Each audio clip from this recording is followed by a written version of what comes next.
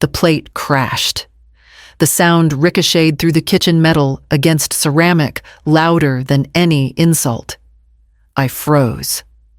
Marlene, row 72, widowed, still sharp enough to notice every gesture, stood by the stove. Steam rose from the coffee pot, sticky and sweet, mingling with the faint scent of burnt toast. Kayla's laugh pierced it. Disgusting. What are you even good for, old woman? Her words clanged in the air, sharp and hollow. Darren's chuckle followed, low and amused. He didn't move. He didn't say a word to stop her. He just leaned back, folding his arms, smirking. I gripped the edge of the counter, fingernails pressing into the varnish palms, sweating. I didn't speak. I didn't even breathe too loudly. My hands trembled slightly, not from weakness, but from the rush of heat climbing my neck. I wiped the table again, deliberately. Slow scrubbing crumbs from under the placemats. Each motion precise, controlled, silent. The breakfast I had prepared, eggs cooked Muleño style, fried in butter with black beans, tortillas, stacked high fresh tomatoes, and crumbled queso.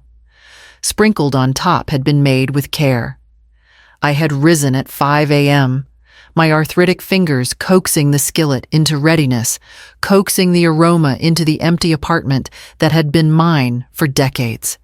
And now it sat in the trash, mixed with a smear of coffee Kayla had knocked over, tossed as if it meant nothing.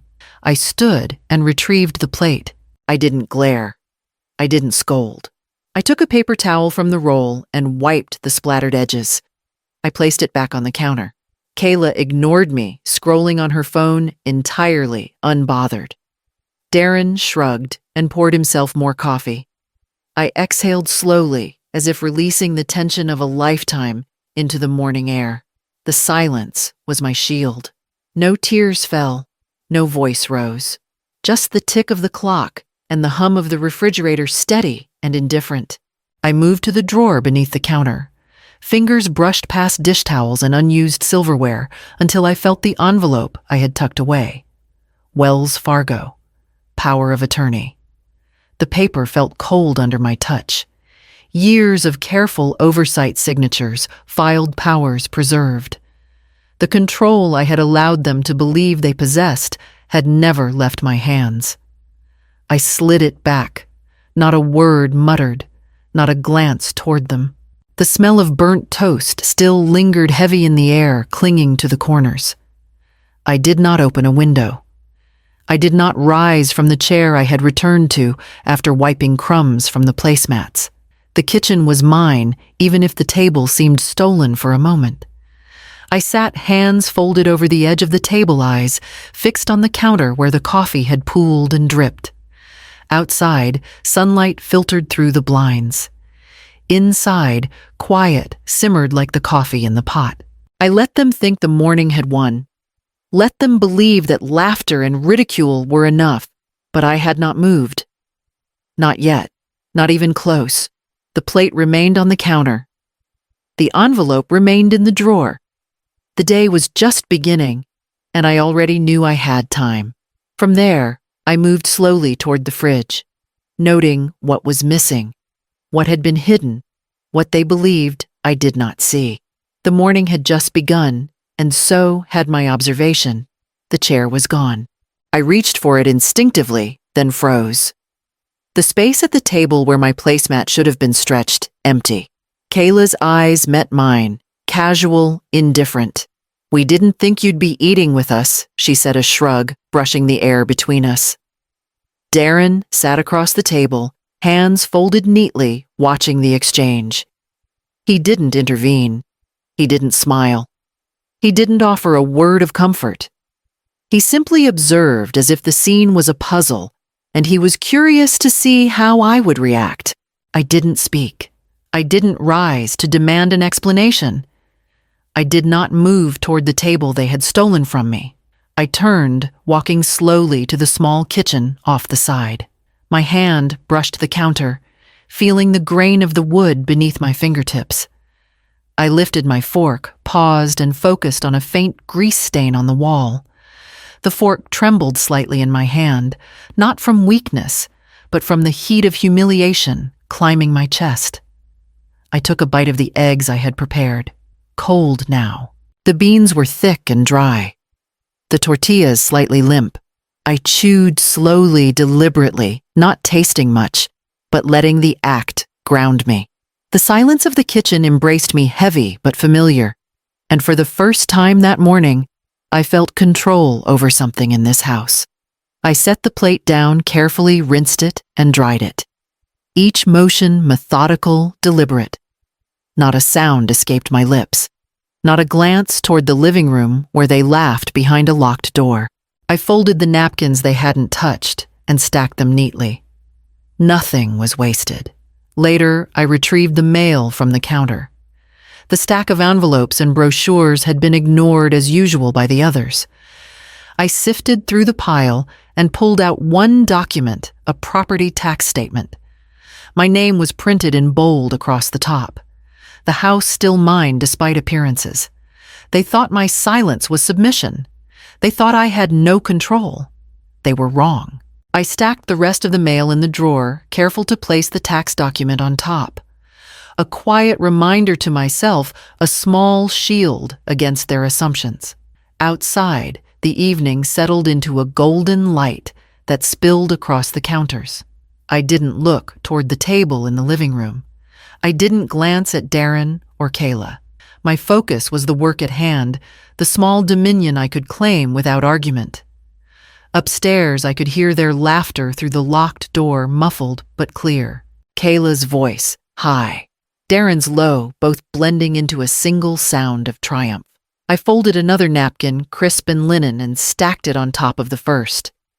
Their absence at the table, their assumption that I had been erased, fueled a quiet clarity in me.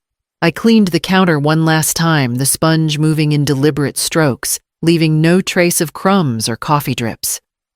I put the plate back in the cabinet. My hands smelled faintly of soap and waxed wood. The room was tidy, orderly. Mine. And I understood something in that moment. I wasn't fighting them, not yet, but I was watching, calculating, aware. Every small action, every sleight of hand, every laugh behind closed doors was recorded silently in my mind. The morning had passed. The evening was mine to observe. From there I moved to the little desk in the corner, fingers tracing the edge of the envelope tucked beneath a pile of bills. Control wasn't loud. It was deliberate. And it was waiting. The padlock clicked. The cold steel pressed against my palm as I turned the key, forcing the tiny bolt into place. Kayla smirked from across the kitchen. "Some stuff's just not for everyone," she said, sliding a shelf back into the fridge, her fingers brushing mine in deliberate mischief. Darren leaned against the counter, eyes fixed on the floor, silent. Not a word, not a warning, not a hint of regret. I lifted the coffee tin from the cabinet and carried it to the laundry room. The shelf they'd labeled as mine, the one that was technically for Marlene, had nothing on it. Empty, sterile, stripped of any comfort or familiarity. I set the tin down carefully, aligning it perfectly with the edge. My fingers lingered on the metal lid, feeling its cold surface tracing the curve. I turned the key slowly in the lock, exhaling quietly, when the bolt held. The action was small, almost invisible, but it reminded me that some things were still mine to command. I moved back toward the living room, but my gaze lingered on the fridge, the padlock swinging slightly on its hinge. They thought they had divided the house, drawn invisible lines. They thought the locked fridge marked the boundary. They were wrong. The house was mine, and I had been patient. I returned to my desk, where a stack of books had been left untouched. One in particular, Trust Administration Basics, caught my eye. I opened it, slid my bank card between the pages, and marked the line about revocation of third-party privileges. No one had noticed. No one had suspected. Years of careful planning had led to this quiet arsenal hidden in plain sight, ready for a moment they wouldn't see coming. The smell of coffee still lingered in the kitchen. I walked over to the coffee maker, emptied the old grounds, rinsed the filter, and started a fresh pot. Steam rose in lazy curls as the water boiled, and I poured myself 1 cup, no more. 1 cup to remind myself that small actions could carry weight. 1 cup to steady my hands, to prepare for the patience this house required. Kayla's voice drifted from the living room, faint but sharp, discussing which containers would be allowed on which shelves. Darren's laughter followed hers, brief and low, as if nervous about the tone she set. I didn't respond. I didn't even glance toward them. My attention stayed with the coffee, the card tucked in the book, the locked shelf, where a small victory had already been claimed. I sipped slowly, tasting the heat, the sharp edge of the roast, the silence that no one else would feel. Every action they had taken, the locks, the empty shelves, the dismissive glances, was cataloged in my mind. Everything they thought was control had already been accounted for. From the corner of the room, I watched the house hum with ordinary life, but the balance had shifted. I measured each sound, each step, each laugh. They had no idea the ledger, the key, and the marked book were already mine. I set the mug back on the counter, aligning it with precision, and turned toward the pantry. Ingredients untouched for the week waited for me. I moved toward them slowly, deliberately, knowing each small motion was the quiet beginning of the day's plan.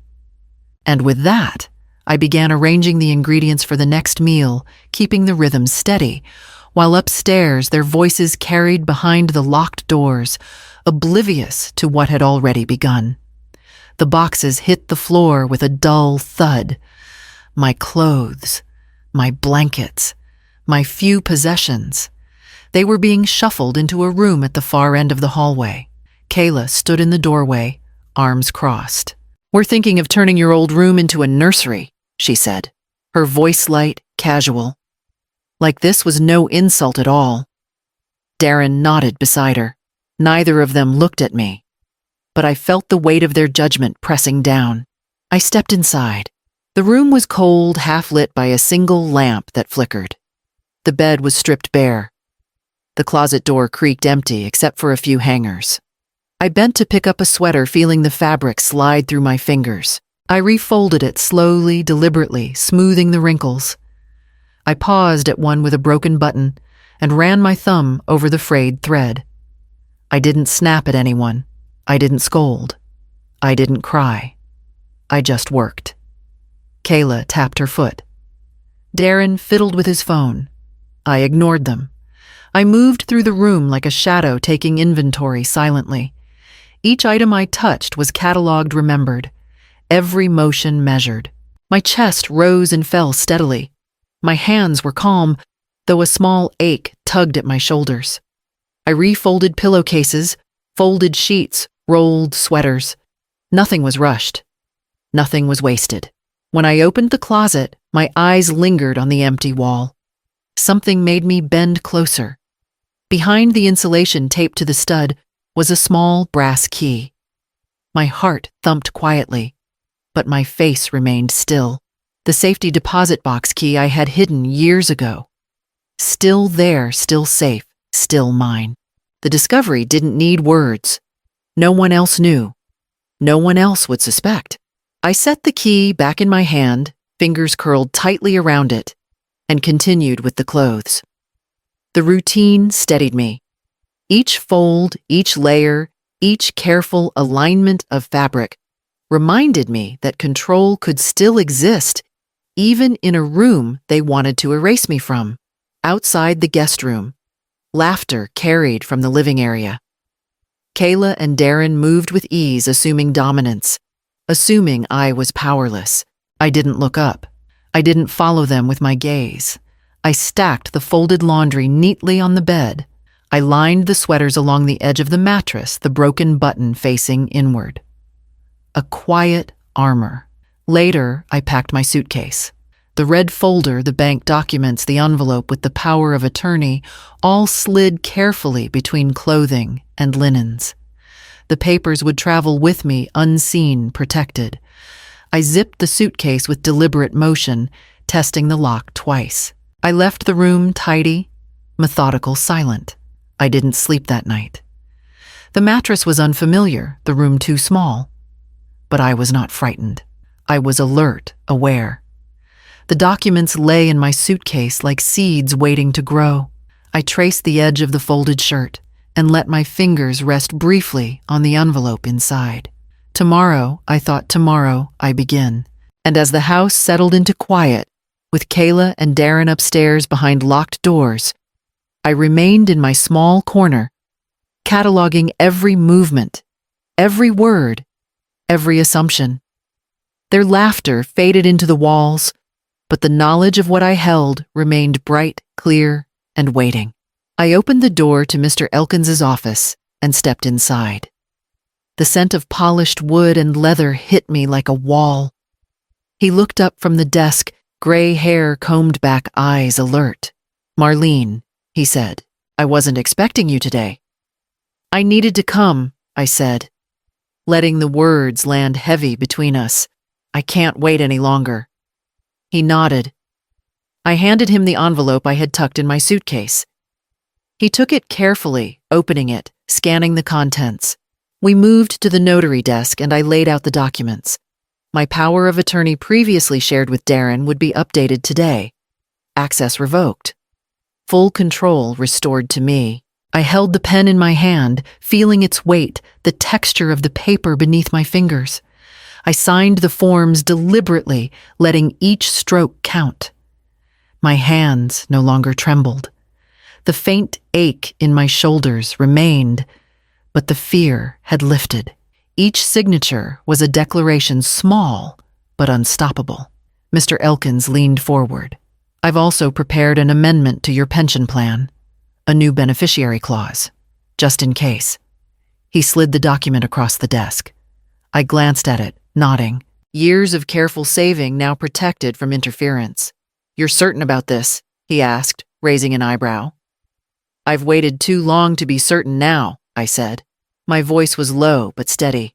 No hesitation, no apology, only clarity. He reached into a drawer and pulled out a small flash drive.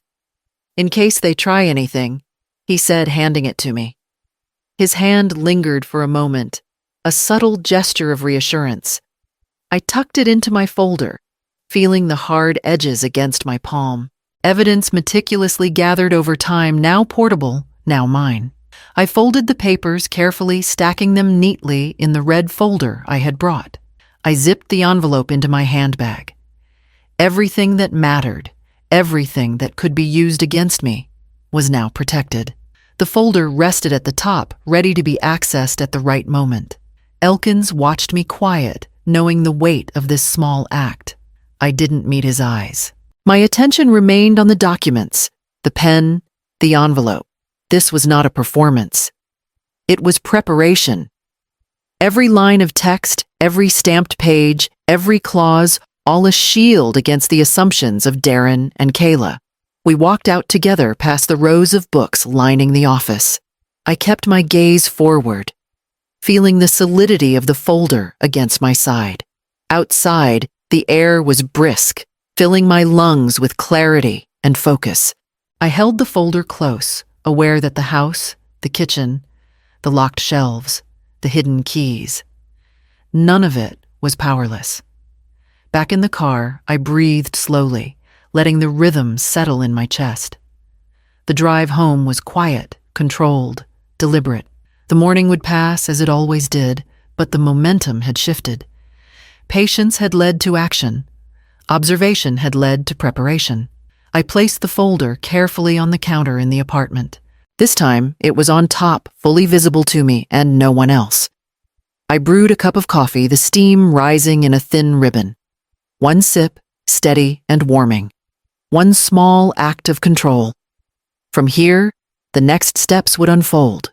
The house, the shelves, the locked fridge, every slight, every dismissal, every laugh behind closed doors had been accounted for. The day was only beginning, and I already held the first move. Kayla slid the stack of papers across the counter.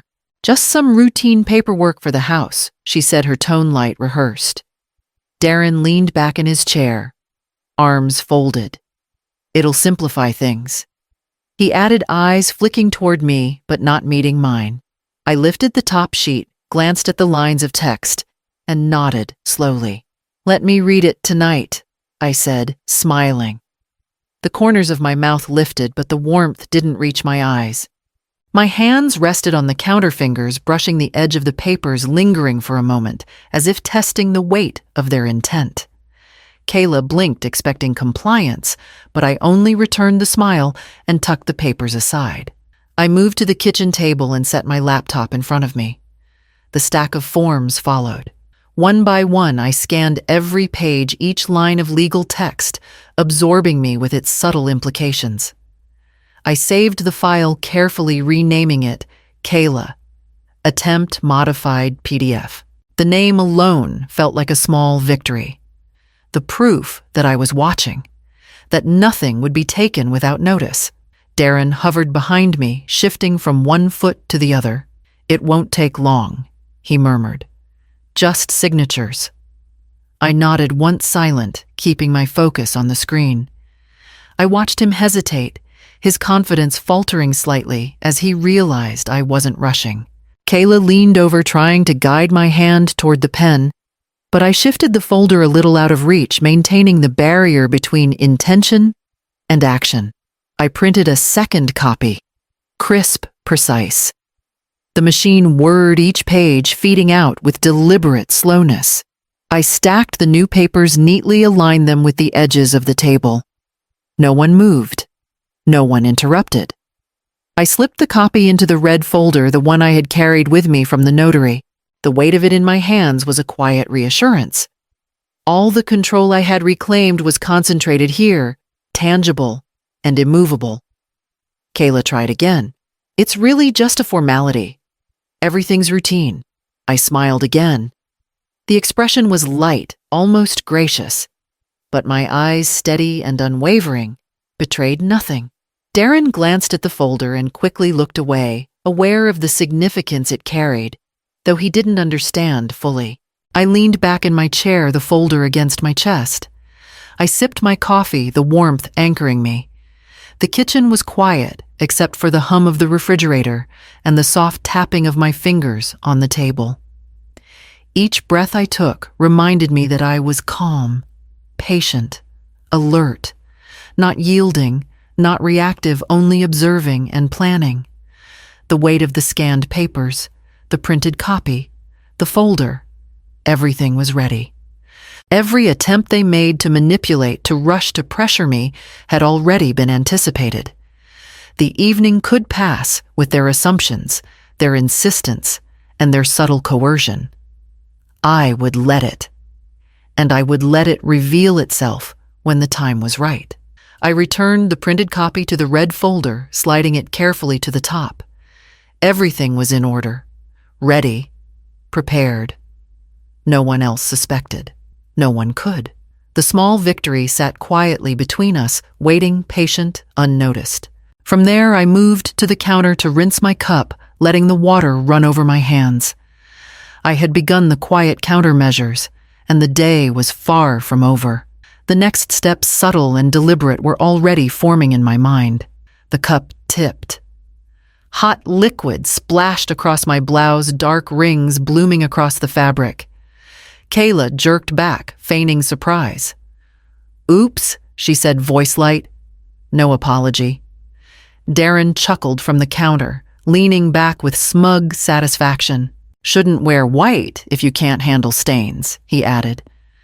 I froze for a heartbeat, feeling the heat of the coffee soak into my skin. Then I bent, slowly grabbed a linen napkin, and dabbed the wet spot. My fingers pressed gently against the fabric, blotting, moving carefully. I didn't speak. I didn't glare. I didn't accuse. I just worked the stains, steady, methodical quiet.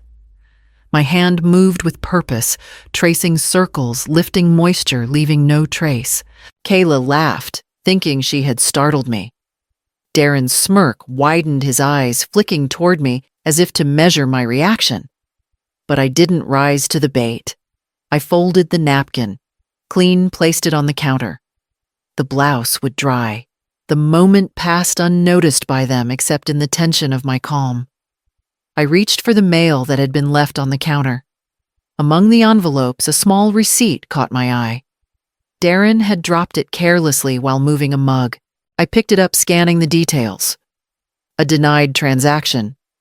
An attempt to charge the card I had quietly restricted weeks ago. My lips pressed together, a slow exhale escaping. I folded the receipt, aligned it neatly, and slipped it beside the deed that rested on the counter. Evidence small but undeniable. A reminder that even their bold gestures, spills, smirks, casual insults were cataloged. Nothing escaped my notice. Everything was observed, measured, stored. Kayla moved around the kitchen, pulling out ingredients, stacking plates. Darren fiddled with his phone, glancing occasionally at the folder on the counter. Neither of them realized that the balance of control had quietly shifted. Their laughter and small cruelties dripped into the room, but they fell onto the floor, absorbed by the quiet strength I had built in the weeks since the breakfast incident. I poured myself a fresh cup of coffee, steam curling up in lazy spirals. One sip, slow, warming. I rested my hands on the counter, feeling the weight of the folder beneath my palm. The papers, the flash drive, the updated powers of attorney, all ready. Each contained a move they could not anticipate, each a subtle strike waiting for the moment to land. I stacked the folded napkin atop the receipt, alongside the deed, alongside the small envelope with my notes. Order restored. Silence claimed its space. I breathed in steadily, the rhythm of my heart aligning with the quiet hum of the refrigerator. I let them think they had unsettled me. Let them feel their triumph in the clatter of coffee and laughter. The blouse would dry. The counter remained neat. The folder remained closed. I didn't follow them with my eyes. I didn't acknowledge their presence. I moved to the sink to rinse my cup, water running over my hands, letting the movement ground me. Every small act of theirs was noted, every gesture cataloged. From there I began to sort the ingredients for lunch, the rhythm deliberate, careful. The morning had passed, but the day was far from over. The next step, subtle and unobserved, waited quietly in my mind, ready to unfold when the time was right. The table was set. Plates, silverware, glasses. Darren leaned back in his chair, Kayla on his right, smiling as if she owned the room. "We were hoping you'd support our next step. A home equity loan," Darren said, his voice smooth, rehearsed. Kayla nudged a pen toward me. I picked it up, weighed it in my hand, then set it down. Slowly. I didn't speak. I didn't glance at Darren. I reached into my bag instead and pulled out the flash drive I had received from Mr. Elkins weeks ago. My fingers gripped it tight, calm, deliberate. "Just a signature," Kayla said, tilting her head, her voice dripping sweetness that didn't touch her eyes. I inserted the flash drive into my laptop. The recording played immediately. Kayla's voice clear, unguarded. "We can take the house if she keeps signing over everything. She won't notice until it's too late." Her laughter followed. Darren froze, his eyes widening as the weight of her words landed. I poured my coffee slowly. The steam curled upward, soft and silent. The first drop fell into my cup. Steady. Perfect. My hands didn't shake. My eyes didn't flicker. I did not raise my voice. The room hummed around me, the clatter of silverware, the murmur of their own panic. Nothing reached me. The bank manager arrived at the door without knocking, stepping in quietly.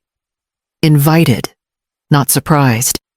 His presence shifted the room subtly, like a shadow falling across their certainty. Kayla's fingers trembled as she reached for the pen again. Darren's jaw tightened. I placed the deed on the table in front of me. His name wasn't on it. Not anywhere. The house, the control, the key to their assumptions, they belonged to me. Darren leaned forward, eyes scanning the page, and realized with a pale flush that every claim he had relied on was invalid. Kayla opened her mouth, then shut it again. Her smile faltered. The recording replayed in my mind, a silent hammer striking the walls of their confidence.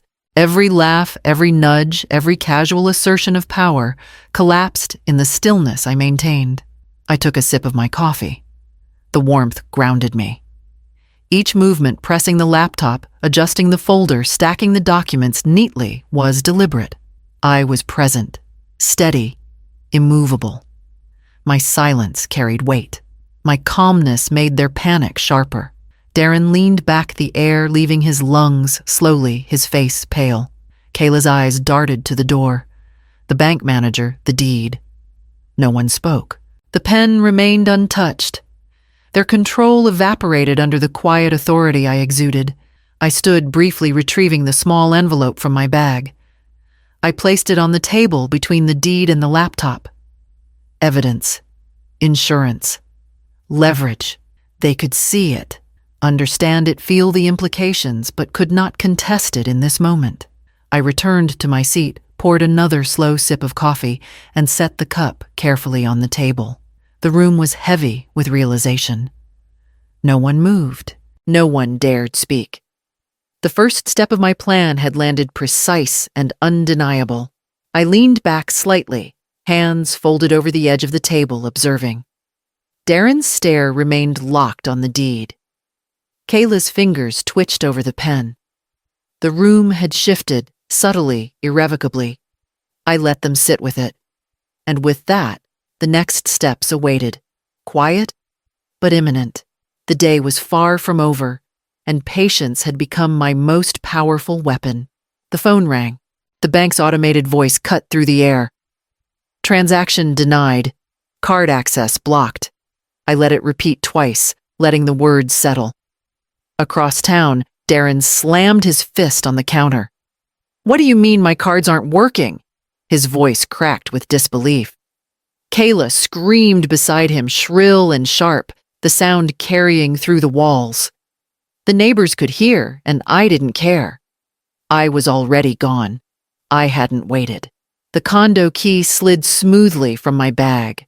The new address, signed and sealed just last week, rested in my palm. I crossed the threshold into my own space, leaving behind their chaos. Boxes awaited the apartment, quiet, orderly, and entirely mine. I set my bags down, feeling the weight of independence settle across my shoulders. I walked to the window, letting the breeze push the curtain gently against my arm. The wind was sharp, but clean. I didn't reach to close it. I didn't need to. The world outside could see, could hear, but it didn't matter. I had secured my perimeter. I had reclaimed my control. I placed the lease agreement on the table. Signed. Filed. Final. Their access, their assumptions, their confidence, they no longer had purchase. Every smile, every manipulation, every careless attempt to control me had ended where it belonged, nullified. I poured myself a cup of coffee, the steam curling in the morning light. I lifted it slowly, deliberately savoring the warmth. No one would spill it. No one would mock it. No one would touch it but me. In the apartment, the quiet was profound. I could hear my own heartbeat, steady, patient. The clock ticked methodically. I traced my fingers over the edge of the table, the smooth wood grounding me. I didn't check the phone. I didn't dial their numbers. Darren and Kayla were discovering consequences I had set into motion silently. Their panic, their anger, their helplessness, it was complete. I opened a small box on the counter. The documents stacked neatly inside the red folder. The flash drive, the amendments to the power of attorney. The copies of the bank letters. All organized. All ready. Evidence and leverage consolidated. Nothing left to chance. Every move I had anticipated, every slight, every insult cataloged, and now every action had consequences they could not control. The sunlight shifted across the floor as I brewed another pot of coffee. Steam rose, filling the apartment with warmth, aroma, and calm. I poured only 1 cup, setting it on the table beside the lease. I lifted the mug and let the warmth seep through my palms. My breath slowed. My hands were steady. The weight of solitude carried no fear, only clarity. I traced the edge of the table with my fingers. The apartment, my domain, now held all I needed to enforce the rules I had laid down. Outside, the city moved unaware. The chaos I had left behind would settle on its own. Darren and Kayla would adjust. They would face the consequences quietly forced by circumstance to reckon with what they had dismissed for so long. I sat back, watching the light flicker across the counter. The day had begun with their chaos, and it was ending in my control. Every small act they believed mattered. Every card declined, every blocked loan, every frustrated yell was proof that the rules had changed. And I remained the only one aware of the full measure. From the counter, I moved to the kitchen window, set the kettle to boil, and waited. The next morning would be mine entirely, quiet, deliberate, and prepared. I lift the kettle and pour. The coffee flows dark smooth into the chipped mug that has held countless mornings, countless memories. Steam rises in quiet curls. No footsteps echo behind me. No voices intrude. The apartment is mine. I do not glance at the phone. I do not reach for it. Only the mug, only the liquid, only the heat that fills my palms. The first drop falls. It lands perfectly. No tremor, no splash. My hand is steady. My breath slows, matching the rhythm of the quiet. I hold the mug briefly, feeling the warmth seep into my fingers, into my chest. The house behind me. The old apartment left far away, the locked fridge. The empty shelves, all are distant memories now. All the chaos, the ridicule, the laughter they belong to. A past I've moved beyond. I sit at the table. My own table. The one that is finally mine in the way the world recognizes. I trace the rim of the mug with my thumb. The chipped edge reminds me of mornings spent in kitchens that weren't always kind of small victories overlooked, of patience stretched into silence. Every mark tells a story. Every imperfection carries weight. Beside the mug, a letter rests. From the title company. Bold print confirms what I already knew. The house, the condo, the red folder, the documents, all final. Ownership unquestioned. The last signature filed, the last clause verified. There will be no disputes, no challenges. The control I held silently for weeks, for months, is now undeniable. I set the mug down with care. The liquid shifts slightly, but it stays contained, a small testament to steadiness and deliberate motion. My eyes lift to the window. Outside, a breeze stirs the curtain. It moves lightly, brushing the edge of the sill. The mug does not sway. It remains upright, intact, quiet. I breathe in slowly. Each inhalation draws calm into my lungs. Each exhalation releases tension I didn't realize I was holding. The apartment smells faintly of coffee, of fresh beginnings of authority reclaimed. Nothing more is needed. No declarations. No arguments. No audience to witness this quiet triumph.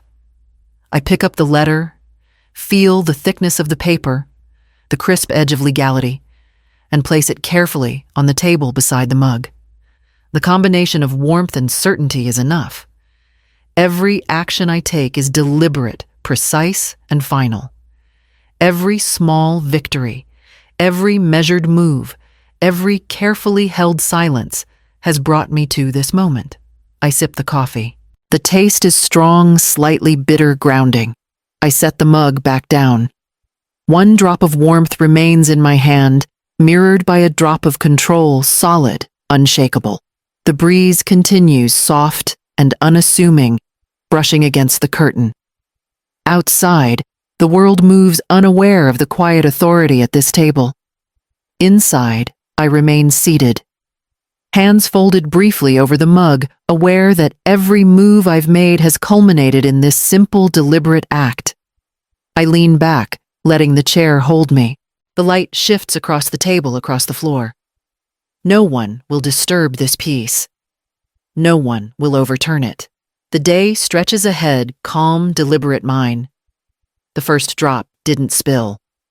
The coffee stays in the cup. The control stays in my hands. And the morning moves forward quietly, as it should.